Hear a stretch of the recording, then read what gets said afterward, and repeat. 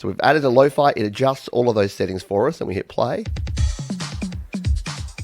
See, a little bit more, a little bit dirtier. Tape Cassette 2. Now this is the follow-up to Calum Audio's Tape Cassette 1, or Tape Cassette. And it's very similar, but it just has a few additional options, as well as a better looking interface. The new one looks really good. So let's come in here and take a look at this one now. What should we use to have a look at Tape Cassette? Why don't we just add something random here? We'll just add a drummer track. So we'll hit the plus button here, and we'll add a drummer.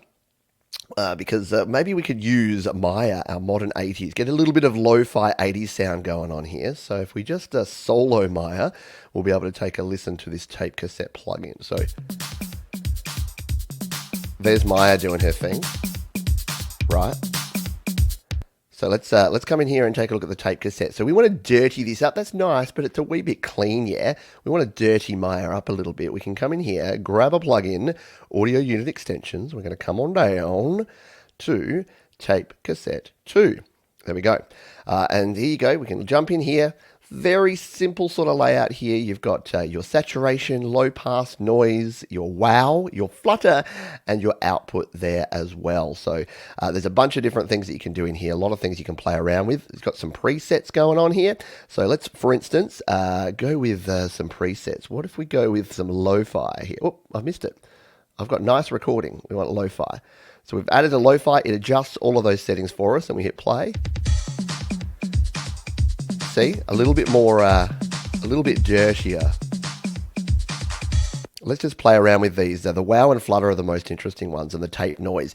I still find it funny that we want to add tape noise. We want to add hiss back into our tracks. We spent decades trying to get rid of it, but let's turn up the hiss on this.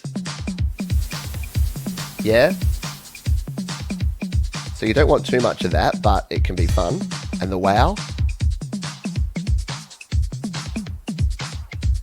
You can get a really different sound, can't you, when you add in a bunch of wow. And what about the flutter?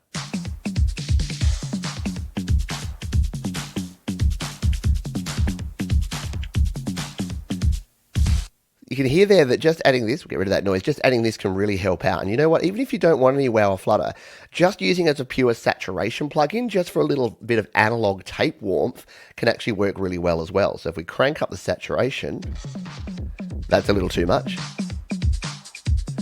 But you can hear the difference.